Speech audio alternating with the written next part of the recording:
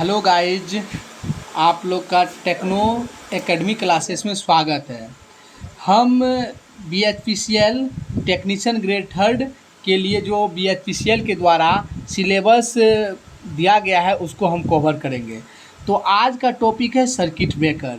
Circuit breaker हम देखेंगे कि सर्किट ब्रेकर क्या होता है, यह कितने प्रकार का होता है, और उस पर जो न्यूमेरिकल या क्वेश्चन जो PYQ में आया है उसको भी हम एक व एक करके देखेंगे, और उसका बनाने का अप्रोच क्या है उसको भी हम आज डिस्कस करेंगे। तो सबसे पहले टाइम नहीं वेस्ट करते हुए हम सर्किट ब्रेकर के बारे में जानेंगे।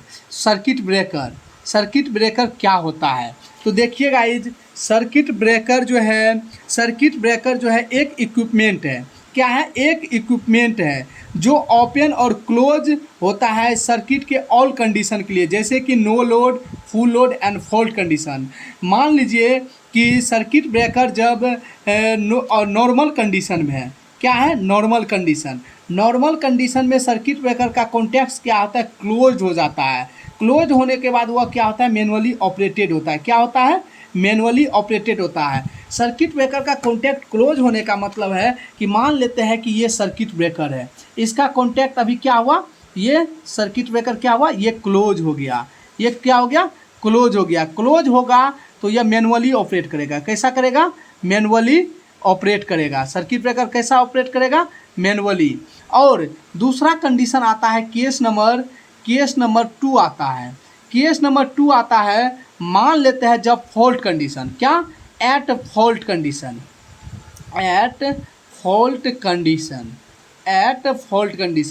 फॉल्ट कंडीशन में क्या होता है गाइज कि यह जो सर्किट ब्रेकर है, यह सर्किट ब्रेकर मान लेते हैं ये सर्किट ब्रेकर है। यह सर्किट ब्रेकर क्या होता है? ओपन हो जाता है। क्या हो जाता है?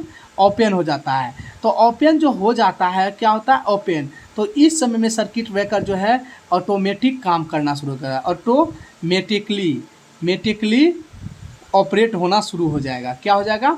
ऑपरेट होना शुरू हो जाएगा। और सर्किट ब्रेकर का तीसरा पॉइंट ये आता है नोट पॉइंट में, सर्किट ब्रेकर जो है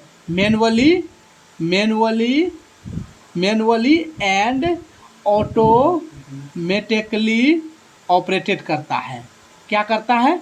ऑपरेट करता है। तो वही चीज़ देखेंगे, यहाँ पे लिखा हुआ है स्पष्ट कि सर्किट ब्रेकर एक इक्विपमेंट है जो क्या होता है? ऑल कंडीशन पे सर्किट ओपन और क्लोज होता है, जैसे कि no load, full load and fault. Question ऐसे आएगा कि which of the following circuit breaker operates. Option दे देगा no load, full load and fault condition. तो उस ऑप्शन में ऑल ऑफ दीज रहेगा, तो ऑल ऑफ दीज हम मारेंगे।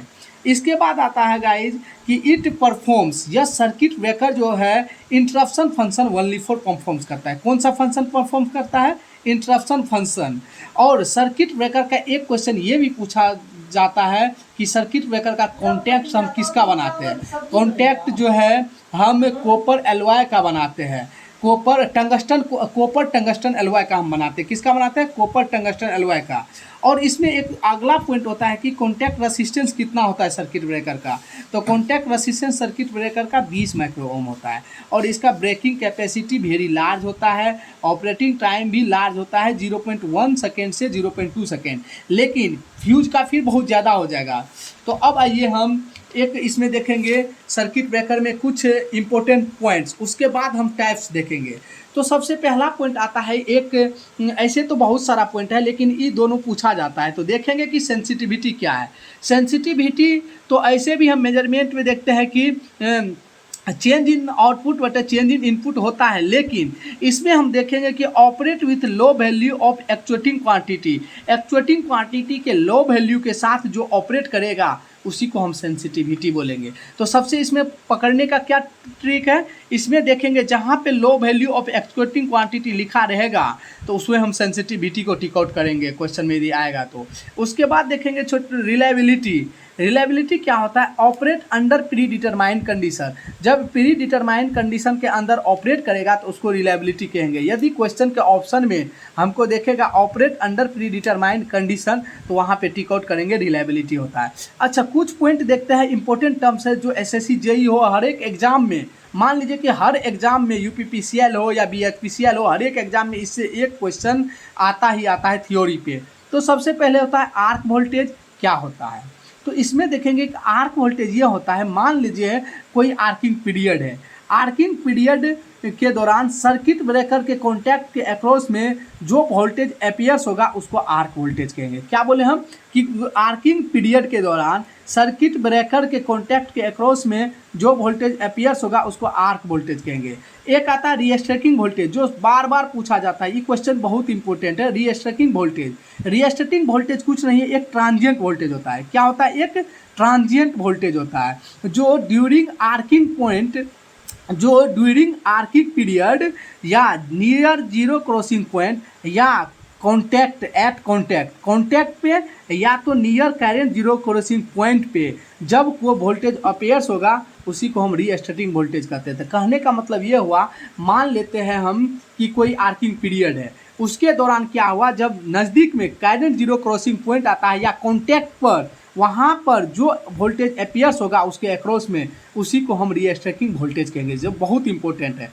उसके बाद एक होता है रिकवरी वोल्टेज, नाम से ही स्पष्ट होता है कि रिकवर, मतलब कि सारा कुछ होने के बाद जो रिकवर बचा तो उसी को रिकवरी वोल्टेज कहेंगे। देख लेते हैं डिफिनेशन के फॉर्म में, तो यह होता है it is the normal frequency, मान लेते हैं नॉर्मल की 50 hertz RMS voltage that appears across the contact of circuit breaker after final arc excitation. कहने का मतलब ये हुआ कि फाइनल आर्क एक्साइटेशन के बाद सर्किट ब्रेकर के कॉन्टैक्ट के अक्रॉस में जो आरएमएस वोल्टेज अपीयर्स हुआ उसी को हम रिकवरी वोल्टेज बोलेंगे। एक आता है टर्म, सबसे इंपॉर्टेंट टर्म होता है कि फ्यूजिंग करंट, सबसे बहुत ज़्यादा इंपॉर्टेंट है फ्यूजिंग करंट। इसका वैल्यू भी पूछ लिया जाता है, तो हम देखते हैं फ्यूजिंग करंट होता क्या है। फ्यूजिंग करंट कुछ नहीं है, सबसे मतलब कि वह मिनिमम से मिनिमम करंट है जहाँ पे फ्यूज मेल्ट्स कर जाएगा, जहाँ पे फ्यूज ब्रेक कर जाएगा। मतलब क्या, जहाँ पे मिनिमम से मिनिमम करंट जहाँ पे फ्यूज मतलब कि फ्यूज जो है मेल्ट कर जाएगा उसी को हम फ्यूजिंग करंट कहेंगे। तो इसमें एक टर्म आता है फ्यूजिंग फैक्टर। तो फ्यूजिंग फैक्टर का फार्मूला आता है मिनिमम फ्यूजिंग करंट बता रेटेड करंट ऑफ फ्यूज। मतलब मान लेते हैं उस फ्यूज पे जो कुछ भी करंट लिखा रहता है कि 5 एम्पियर 10 एम्पियर, उस पर फ्यूज पे यदि लिखा रहता है, फ्यूज पे मान लीजिए कि ये फ्यूज है, क्या है, ये फ्यूज है। इस फ्यूज पे जो पहले से रेटिंग 5 एम्पियर या 10 एम्पियर कुछ भी लिखा रहता है तो इसी को हम रेटेड करंट बोलते हैं। क्या बोलते हैं, रेटेड करंट। तो क्या होता है फ्यूजिंग फैक्टर, फ्यूजिंग फैक्टर होता है कि मिनिमम करंट बटे रेटेड करंट, यही होता है फ्यूजिंग फैक्टर। इसका मान जो होता है 1 से बड़ा होता है। क्या होता है, 1 से बड़ा, बहुत इंपॉर्टेंट है। फ्यूजिंग फैक्टर का मान क्या होता है, 1 से बड़ा होता है, जो बार बार पूछा जाता है क्वेश्चन। तो यही होता है। इसमें एक और टर्म आता है कि cut off current. Cut off current जैसे कि हम फ्यूजिंग करंट देखे थे कि it is the minimum current जहां फ्यूज मेल्ट कर जाएगा, उसी प्रकार है कट ऑफ करंट, उससे जस्ट डिफरेंट कि यह एक मैक्सिमम वैल्यू है, यह एक करंट का मैक्सिमम वैल्यू है जहां फ्यूज मेल्ट होगा उससे पहले जो रीच बचेगा करंट, जिससे मतलब कि जहाँ पे फ्यूज मेल्ट करेगा उससे जस्ट पहले वाला करंट वो कट ऑफ करंट होता है। इसलिए कहा गया कि it is the maximum value of current actually reached before the fuse melt, उसको हम कट ऑफ करंट बोलेंगे। अब हम बात आता है कि इसका हम देखेंगे फ्यूजिंग सर्किट ब्रेकर का। इसके बाद हम देखेंगे अगला वीडियो में सर्किट ब्रेकर का टाइप्स क्या होता है। हम एक बार शॉर्ट टर्म्स में हम देख लेते हैं हम क्या सब पढ़े सर्किट ब्रेकर में। तो सर्किट ब्रेकर में हम पढ़े कि सर्किट ब्रेकर जो है मैनुअली और ऑटोमेटिकली दोनों परफॉर्म्स करता है। क्या होता है, मैनुअली एंड ऑटोमेटिकली। मैनुअली कब परफॉर्म करता है, जब नॉर्मल कंडीशन में रहेगा, नॉर्मल कंडीशन में यह मैनुअली ऑपरेट करता है, यानी that is switch is closed. और दूसरा कंडीशन होता है फॉल्ट कंडीशन पे। क्या होता है, एट फॉल्ट कंडीशन पे क्या होता है, यह ऑटोमेटिकली ऑपरेट करता है। दैट इज, इसका मतलब ये हुआ कि स्विच जो है ओपन हो गया। क्या हो गया, ओपन हो गया। और तीसरा पॉइंट आता है सर्किट ब्रेकर जो है interruption function only for provide होता है। इसमें क्या होता है, इंटरप्शन फंक्शन परफॉर्म्स करता है। क्या होता है, इंटरप्शन फंक्शन परफॉर्म्स होता है इसमें। और इसमें एक सबसे बड़ा बात होता है, इसका कॉन्टैक्ट जो बनता है, इसका कॉन्टैक्ट टंगस्टन एलॉय, मतलब कि कॉपर टंगस्टन एलॉय। किसका, कॉपर टंगस्टन एलॉय, इसका हम बनाते हैं। बहुत इंपॉर्टेंट है, पूछा जाता है कि सर्किट ब्रेकर का कॉन्टैक्ट किसका बनाते हैं, तो कॉपर टंगस्टन एलॉय का। और तीसरा पॉइंट आ जाता है इसमें कि सर्किट ब्रेकर का जो रेसिस्टेंस होता है नॉर्मल से 20 माइक्रो ओम होता है। सर्किट ब्रेकर का जो रेसिस्टेंस, उसके बाद मेकिंग के मतलब कि कैपेसिटी इसका लार्ज होता है, ऑपरेटिंग टाइम भी लार्ज होता है। तो आज हम यही ख़त्म करते हैं, कल देखेंगे टाइप्स ऑफ सर्किट ब्रेकर।